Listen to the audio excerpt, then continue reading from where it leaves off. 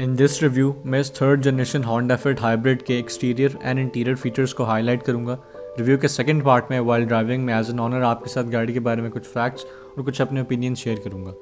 इसके साथ through out the review कुछ स्पेसिफिक चीज़ों में जो कि कंपैरिजन के बगैर समझ नहीं आती, सिर्फ उन खास चीज़ों में मैं होंडा फिट को टोयोटा एक्वा के साथ कंपेयर करूंगा क्योंकि दोनों गाड़ियाँ डायरेक्ट कंपेटिटर्स हैं। So starting of with the little history, fit की प्रोडक्शन होंडा ने 2001 में स्टार्ट की थी और तब से लेकर अभी तक होंडा फिट की 4 जनरेशन लॉन्च हो चुकी हैं। और आज मैं जिस गाड़ी का रिव्यू कर रहा हूँ ये होंडा फिट की थर्ड जनरेशन है जो कि जापान में 2013 में लॉन्च हुई थी। एक बात याद रहे, जो होंडा फिट का हाइब्रिड वेरिएंट है वो 2010 में लॉन्च हुआ था। और इस रिव्यू के लिए मैंने 2 गाड़ियाँ यूज़ की हैं, एक 2015 मॉडल है और एक 2016। और ये दोनों गाड़ियाँ नॉन फेसलिफ्ट हैं क्योंकि जापान में फेसलिफ्ट 2017 में आया था। सो अगर आप 2017 के बाद की गाड़ी ख़रीदते हैं तो आपको कुछ एडिशनल फीचर्स मिलते हैं और एक्सटीरियर डिज़ाइन स्लाइटली इंप्रूव्ड होता है। So now let's see what's under the hood. सो यहाँ पर हमारे पास एक 1.5 लीटर इंजन है। हाइब्रिड होने की वजह से गाड़ी की जो टोटल आउटपुट है वो एक नॉर्मल 1.5 गाड़ी से बहुत बेहतर है क्योंकि गाड़ी में 30 हॉर्स पावर की इलेक्ट्रिक मोटर है। सो इसलिए जो गाड़ी की कंबाइंड हॉर्स पावर है उसकी फिगर 130 है, जबकि होंडा सिटी जो एक नॉन हाइब्रिड है उसकी 120 हॉर्स पावर है।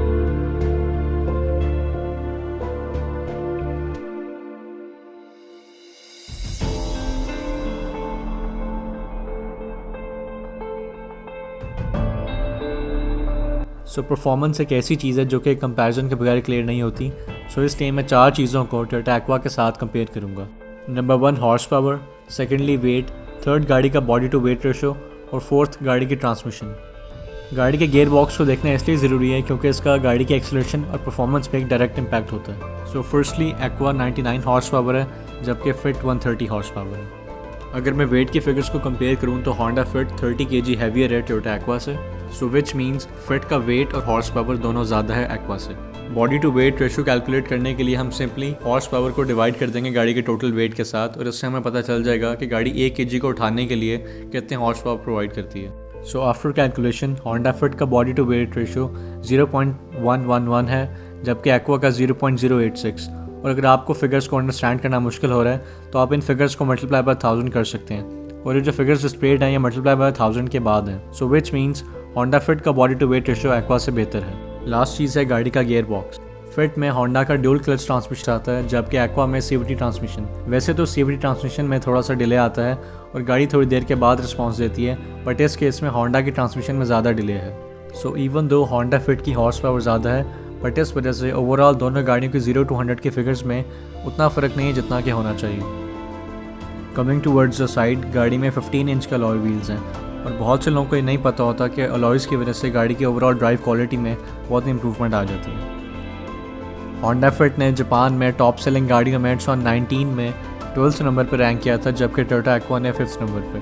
होंडा फिट के 74,410 यूनिट सेल हुए थे जबकि एक्वा के 1,03,803। और इसको बताने का मकसद ये है कि जापान में टोयोटा को बेहतर कंसिडर किया जाता है हाइब्रिड्स में और यही वजह है कि टोयोटा प्रियस ने नंबर 1 पर रैंक किया था। मूविंग ऑन, गाड़ी की जो ग्राउंड क्लियरेंस है वो ठीक है और गाड़ी ब्रेकर्स पे बहुत कम ही हिट करती है। गाड़ी में रेयर वाइपर मौजूद है क्योंकि गाड़ी एक हैचबैक है, सो इसलिए डस्ट और पानी नीचे स्लाइड करके नहीं जाता और शीशे पे ही रह जाता है। सो वाइपर एक बहुत ज़रूरी चीज़ है जो कि हमारी लोकल मैन्युफैक्चरर्स नेगलेक्ट कर देते हैं। हाउएवर किया जिसने पाकिस्तान में रिसेंटली एंटर किया है उसने इस चीज़ का ख्याल रखा है और इससे पहले रिसेंटली मैंने किया पिकांटो का रिव्यू किया था। सो आप टॉप राइट बैनर पर क्लिक करके किया पिकांटो का रिव्यू भी देख सकते हैं।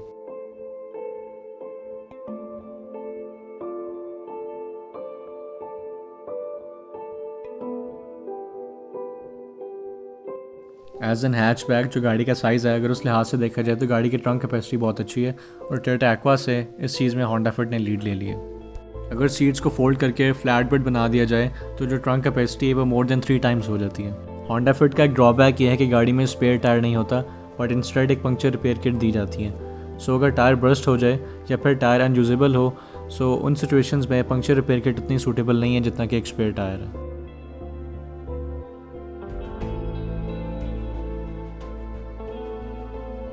अगर कभी गाड़ी की बैटरी डाउन हो जाए तो आप रिमोट से चाबी को बाहर निकाल के चाबी यूज़ करके गाड़ी में एंटर हो सकते हैं।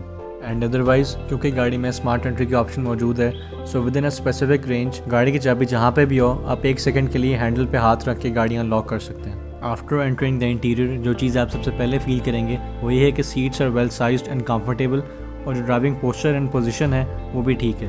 और अगर ड्राइवर फील करता है कि उसके लिए ड्राइविंग पोजीशन सूटेबल नहीं है तो गाड़ी में manual driver seat height adjuster और टेलीस्कोपिक स्टीयरिंग व्हील मौजूद है, सो विच मीन्स स्टीयरिंग व्हील को 4 पोजीशंस में अपने हिसाब से सेट किया जा सकता है। मूविंग ऑन, वैसे तो इंटीरियर फीचर्स डिपेंड करते हैं कि आप होंडा फिट का कौन सा वेरिएंट खरीदते हैं, बट मेरा मेन फोकस उन चीज़ों पे होगा जो कि होंडा फिट में एज अ स्टैंडर्ड आती हैं, और इसीलिए मैंने रिव्यू के लिए 2 गाड़ियाँ यूज़ की। एक गाड़ी में multimedia steering wheel, volume controls और क्रूज कंट्रोल आता है, जबकि दूसरी गाड़ी में ये चीज़ें नहीं हैं। सो फीचर्स डिपेंड करते हैं कि आप गाड़ी का top of the line variant ले रहे हैं या फिर बेस वेरिएंट। गाड़ी के इंटीरियर का एक प्लस पॉइंट ये है कि गाड़ी में जो चार्जिंग पोर्ट्स होती हैं उसके अलावा गाड़ी के सेंटर कंसोल में भी 2 चार्जिंग पोर्ट्स मौजूद हैं। एक और पॉजिटिव बात यह है कि गाड़ी में स्पोर्ट्स मोड प्रेजेंट है और इस बटन को प्रेस करने से गाड़ी का जो बिहेवियर है बहुत एग्रेसिव हो जाता है और परफॉर्मेंस बेहतर हो जाती है, but at the cost of fuel average. क्योंकि स्पोर्ट्स मोड को एंगेज करने से गाड़ी इंजन की पावर यूज़ करती है, सो इसलिए जो फ्यूल एफिशिएंसी है वो डिक्रीज़ हो जाती है। तमाम पुश स्टार्ट वाली गाड़ियों में एक फ़ीचर होता है, अगर गाड़ी के रिमोट के सेल्स वीक हो जाएँ और पुश स्टार्ट बटन को प्रेस करने से गाड़ी स्टार्ट ना हो रही हो, सो अगर आप रिमोट को करीब ला कर स्टार्ट करेंगे तो गाड़ी स्टार्ट हो जाएगी। और इस फीचर पे बहुत देर तक रिलाई ना करें, और जब गाड़ी 1-2 बार स्टार्ट हो जाए तो गाड़ी के जो रिमोट है उसके सेल्स को चेंज कर लिया जाए। मूविंग ऑन, होंडा फिट में डिजिटल क्लाइमेट कंट्रोल दिया जाता है जो कि एनालॉग कंट्रोल से बहुत सुपीरियर है। अदर देन दिस, जो गाड़ी का इंस्ट्रूमेंट क्लस्टर है वो काफ़ी सारी डिटेल्स, नोटिफिकेशंस, एरर्स, मेंटेनेंस के मैसेजेस वगैरह शो करता है, बट वो सारे जापानीज़ में शो होते हैं। बट इस प्रॉब्लम को सॉल्व किया जा सकता है, और इस वीडियो के डिस्क्रिप्शन में मैं एक लिंक दूंगा जिसको आप यूज़ करके लैंग्वेज को इंग्लिश में चेंज कर सकते हैं।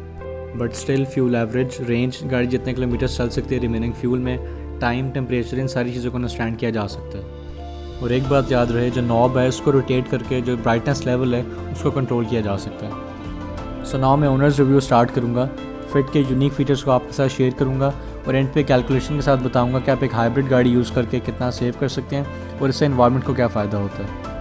बिकॉज कुछ लोगों का गलत माइंडसेट बना हुआ है कि जब हाइब्रिड गाड़ी की बैटरीज़ को रिप्लेस करना पड़ता है तो सारी कॉस्ट कवर हो जाती है और जो आपने सेव किया होता है उसको आपको कोई फ़ायदा नहीं होता।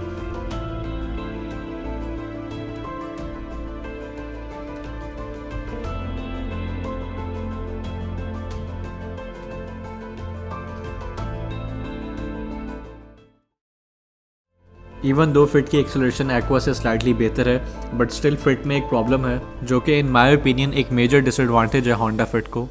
और वो प्रॉब्लम ये है कि गाड़ी की जो ट्रांसमिशन है वो इतनी रिस्पॉन्सिव नहीं है। जब आप एक्सेलेरेटर देते हैं तो गाड़ी थोड़ा सा लैग और डिले के बाद रिस्पॉन्स देती है। सो पेडल को प्रेस करने के बाद तकरीबन 1 सेकंड का लैग आता है और उसके बाद गाड़ी जर्क लेने के बाद एकदम से रिस्पॉन्स देती है। सो मेरे ख्याल में बहुत से लोग इससे बहुत इरिटेट होते हैं, और मेरे ओपिनियन में अगर सिर्फ एक ये फैक्टर होंडा फिट में से निकल जाए तो होंडा फिट की जो ड्राइव क्वालिटी है बहुत आउटस्टैंडिंग है।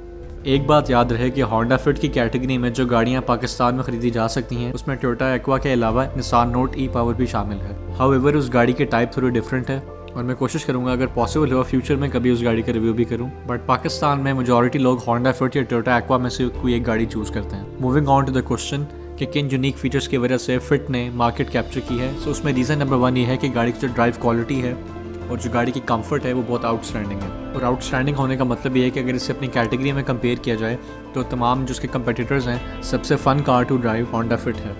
ऑल्दो फ्यूल एवरेज में होंडा फिट एक्वा को नहीं हरा सकती, बट स्टिल गाड़ी की जो हैंडलिंग, ब्रेकिंग, स्टेबिलिटी और गाड़ी चलाने का जो ओवरऑल ड्राइविंग प्लेयर होता है उसमें होंडा फिट बेहतर है एक्वा से। और इन्हीं तमाम रीजंस की वजह से जो होंडा के यूज़र्स होते हैं वो होंडा की गाड़ियों के साथ स्टिक करते हैं, और इसी लॉयल्टी की वजह से होंडा फिट ने भी मार्केट में अपनी जगह बनाने में कामयाबी हासिल कर ली है।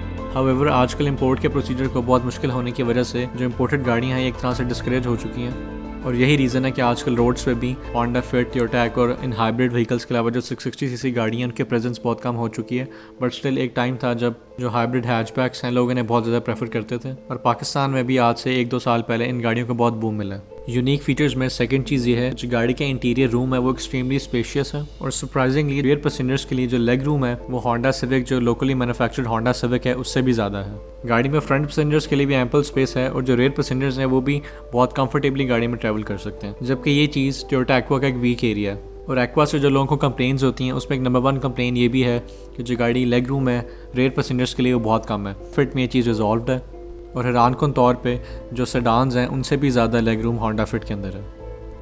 और एक और सरप्राइजिंग बात यह है कि इवन दो होंडा फिट का जो इंटीरियर है वो बहुत रूमी है, बट स्टिल जो गाड़ी की ट्रंक कैपेसिटी है वो भी अगर गाड़ी के साइज़ को कंसिडर किया जाए तो वो भी एक्सट्रीमली ज़्यादा है। और इंटीरियर और ट्रंक स्पेस ज़्यादा होने के बावजूद होंडा ने इसे यहाँ पे ख़त्म नहीं किया, गाड़ी में एक और इम्प्रूवमेंट भी दी है। सीट्स को एक डिफरेंट तरीके से फोल्ड किया जा सकता है और इससे भी गाड़ी के इंटीरियर में स्पेस ज़्यादा की जा सकती है और होंडा इन्हें मैजिक सीट्स कहता है। तो गाड़ी के सक्सेस में एक ये मेजर पॉइंट है कि इवन तो गाड़ी हैचबैक है बट स्टिल बहुत कन्वीनियंट और प्रैक्टिकल है।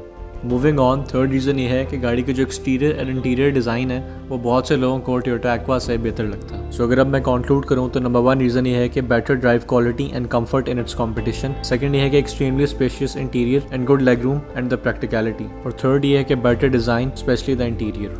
गाड़ी की ड्राइव क्वालिटी में जो चीज़ सबसे ज़्यादा रोल प्ले करती है वो गाड़ी की इंटीरियर कम्फर्ट, ड्राइविंग पोस्चर और ड्राइविंग पोजीशन होती है। इन माय ओपिनियन गाड़ी की जो सीट्स हैं वो बहुत कंफर्टेबल और स्पोर्टिव हैं। अब एक छोटा सा इशू जो मुझे फील हुआ है वो ये है कि जो सेंटर आर्मरेस्ट है उसकी हाइट कम है। इवन तो अगर ड्राइविंग सीट फुल नीचे भी हो तब भी आप सही तरह स्पोर्ट नहीं ले सकते। इनकन्वीनियंट होने के साथ एक और प्रॉब्लम ये है कि जो फ्रंट पैसेंजर है वो भी इस पर रेस्ट नहीं कर सकता है क्योंकि इसका डिज़ाइन कुछ इस तरह का है कि फ्रंट पैसेंजर को कॉम्प्रोमाइज़ करना पड़ता है। बट अगर विजिबिलिटी पॉइंट ऑफ व्यू से ड्राइविंग पोजीशन को देखा जाए तो ड्राइविंग पोजीशन ठीक है और कॉर्नर्स पे क्वार्टर ग्लास होने की वजह से काफ़ी सिचुएशंस में विजिबिलिटी काफ़ी हद तक इंक्रीज़ हो जाती है। So for visibility there is no issue at all. Drive quality में नेक्स्ट चीज़ एक्सेलरेशन एंड ब्रेकिंग है और मेरे ख्याल में इन दोनों चीज़ों में गाड़ी इंप्रेसिव है। एक्सेलरेशन में डिले होने के अलावा दोनों चीज़ें अप टू द मार्क हैं और ब्रेकिंग को आप लोकली मैन्युफैक्चर्ड जो सिविक है उसके साथ कंपेयर कर सकते हैं और गाड़ी की तकरीबन उतनी ही इफेक्टिव ब्रेकिंग है। ब्रेकिंग के अलावा गाड़ी की रोड ट्रिप और स्टेबिलिटी, इवन तो गाड़ी एक हैचबैक है बट स्टिल ये दोनों चीज़ें बहुत अच्छी हैं और इसकी वजह यह है कि गाड़ी में ट्रैक्शन कंट्रोल मौजूद है। गाड़ी की हाइट वैसे तो सेडान कार से ज़्यादा है बट स्टिल गाड़ी की जो हाई स्पीड हैंडलिंग है वो as good as a sedan car या फिर इन सम केसेस उनसे भी बेहतर है। और एक सरप्राइजिंग बात है कि इवन तो गाड़ी की हाइट ज़्यादा है बट स्टिल इसकी जो हैंडलिंग है वो बहुत इंप्रूव्ड है। सो ड्राइव क्वालिटी में मोस्टली चीज़ें गाड़ी के पॉजिटिव साइड पर ही जाती हैं बट क्योंकि गाड़ी में एक अनोइंग सा डिले है और ये सिर्फ होंडा फिट ही में नहीं, होंडा की जो इस लीग की गाड़ियाँ हैं, Honda Z, Honda Grace, Honda Vezel, इन तमाम गाड़ियों में ये प्रॉब्लम है और इन सब गाड़ियों में सेम इंजन यूज़ किया गया। अगर हैंडलिंग एंड सस्पेंशन को एक्वा के साथ कंपेयर किया जाए तो उसकी टाइप डिफरेंट है। होंडा फिट के ड्राइविंग प्लेयर ज़्यादा है बट सस्पेंशन में एक्वा ज़्यादा बेहतर है और एक्वा की सस्पेंशन ज़्यादा सॉफ्ट है बट स्टिल फिट की भी बुरी नहीं है। बट हमेशा की तरह टोयोटा ने इस पॉइंट में लीड ले लिया और ये फ्यूल एवरेज के अलावा एक और रीज़न है जिसकी वजह से ज़्यादा लोगों ने एक्वा को प्रेफर किया क्योंकि बम्प्स को एब्जॉर्ब करती है और पाकिस्तानी रोड कंडीशंस के लिए ज़्यादा सूटेबल है। But even though Honda fit जो है उसकी ग्राउंड क्लियरेंस ठीक है और गाड़ी बहुत कम ही किसी स्पीड ब्रेकर पर लगती है। फॉर द सेफ्टी फीचर्स गाड़ी में airbags, ABS plus EBD brakes, immobiliser और चाइल्ड सेफ्टी सीट के लिए एंकर्स दिए गए हैं। इसके अलावा होंडा फिट में इमरजेंसी ब्रेकिंग भी दी है बट पाकिस्तान में इमरजेंसी ब्रेकिंग असिस्ट प्रैक्टिकल नहीं है और बहुत सी सिचुएशंस में ये ऑटोमेटिकली ब्रेक मार देता है और जिसकी वजह से ये डर होता है कि पिछली गाड़ी कहीं आके हिट ना कर जाए क्योंकि बहुत हार्ड किस्म की ब्रेकिंग होती है और पाकिस्तान में मोस्टली लोग इस फीचर को बंद ही कर देते हैं। अगर मैं होंडा फिट और टोयोटा एक्वा की डायमेंशंस को कंपेयर करूं तो लेंथ में एक्वा 45 mm ज़्यादा है फिट से एंड विड्थ में होंडा फिट 5 mm ज़्यादा है और जबकि हाइट में होंडा फिट 100 mm ज़्यादा है एक्वा से। इवन दो फिट की हाइट ज़्यादा है बट रोड ग्रिप और स्टेबिलिटी में एक्वा से बेहतर है होंडा फिट। सो अब मैं गाड़ी के मैन्युफैक्चरिंग फॉल्ट्स या फिर जो नेगेटिव साइड्स हैं उनकी बात करूँगा। नंबर 1 प्रॉब्लम ये है कि जो गाड़ी का डिज़ाइन है उसकी वजह से गाड़ी के रेयर रूम में सिर्फ 2 एडल्ट्स ही कंफर्टेबली बैठ सकते हैं और उसकी वजह यह है कि जो गाड़ी की सेंटर सीट है वो रेज्ड है और उसकी हाइट ज़्यादा होने की वजह से थर्ड पैसेंजर के लिए बैठना बहुत मुश्किल हो जाता है। अगर एक छोटा बच्चा है तो वो तो वहाँ बैठ सकता है बट एडल्ट के लिए बिल्कुल भी सूटेबल नहीं है। सो विच मीन्स होंडा फिट 4 लोगों के लिए गाड़ी सूटेबल है बट फॉर 5 पैसेंजर्स गाड़ी के डिज़ाइन की वजह से 5 लोग गाड़ी में कंफर्टेबली ट्रैवल नहीं कर सकते। और इसका ताल्लुक गाड़ी के डिज़ाइन से इसलिए है क्योंकि वो बहुत डिफरेंट है। जो गाड़ी का फ्यूल टैंक होता है वो फ्रंट पैसेंजर के सीट के नीचे है। इसके अलावा गाड़ी में बैटरी पैक भी मौजूद है। सो इस वजह से एक कॉम्प्रोमाइज्ड पोजीशन होती है थर्ड पैसेंजर के लिए।